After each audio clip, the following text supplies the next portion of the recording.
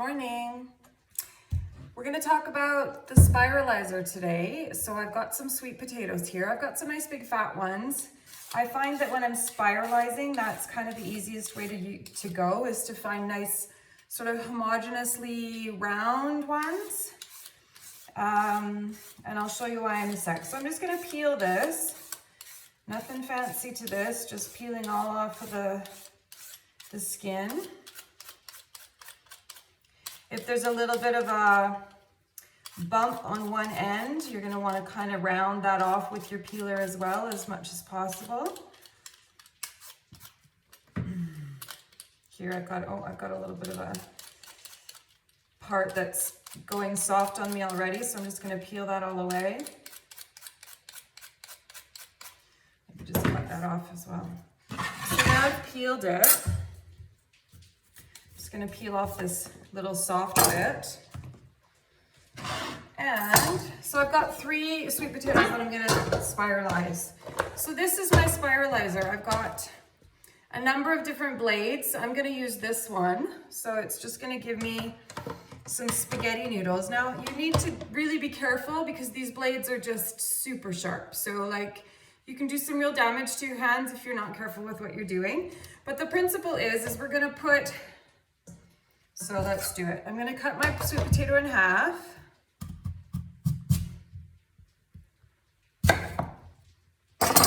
I'm going to put so this is the cut end and it's the largest. That's what I'm going to attach as best I can. So I'm going to put the rounded end on into the middle of the circle thing here and then bring up these teeth to try and make them grip as best they can. Now by turning this handle, what's going to happen is the sweet potato is going to move through those blades and it's going to spit out spaghetti-like shapes. Now what sometimes happens is the grip is a little bit off center. I do notice that I'm off center here. So some of my noodles will be short and some of them will be long. It's not a big deal.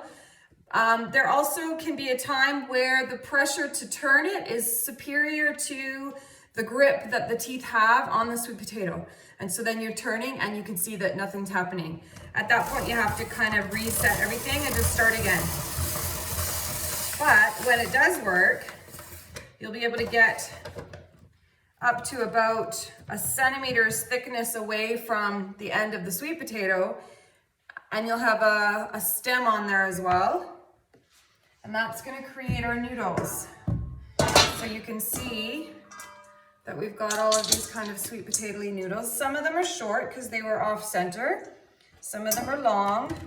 The ones that are very long, it's actually quite a bit of a problem because they get too long. And so on your plate, you just can't find the end. So I actually go in with scissors and cut them up anyway. So I'm just going to turn this to a better angle for me, and I'm going to do the rest of them, and you'll see it coming out the end here. But you can see how really easy it is. There we go. There's the other half. So my stem fell off of that one, but that's okay.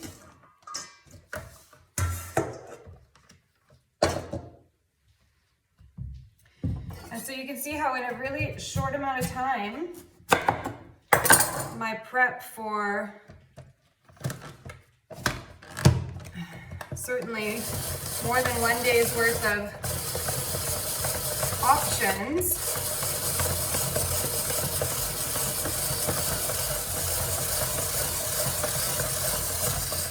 I mean, the real work is in the peeling, essentially. The spiralizer is just a great option because it gives me. So now what I can do with these is put them in the oven on a cookie sheet with maybe parchment paper on the bottom. Put these out, lay them out a little bit shallow, a little bit of olive oil, a little bit of salt, throw it in the oven at 400 for, I don't know, 10 minutes until you can see that they start browning. They'll be delicious. You can put that on a salad to have a nice warm salad. You can keep it as a side dish accompaniment to whatever kind of meat you're wanting to do. Or if you want to do like a multicolored pasta, I do sweet potato, I do a beet, and I do like a turnip or a daikon radish. And that gives you a nice sort of tri-color mixture of noodles like this. And again, you can roast them all, sort of separate them into either different cookie sheets if you're doing a lot, or just different sections on the same cookie sheet so that the beets don't bleed into everything else. And then you just serve them, mix them just before you serve them to give you a nice little pasta. And so this I'm just gonna throw into a Tupperware. I'll show you. Here is a Tupperware that I just throw those into. Keep them in the fridge. They're good for certainly a couple of days. And so then I know the prep is done, and dinner, it can be like 10 minutes away in terms of the vegetable accompaniment anyway. So there's the spiralizer.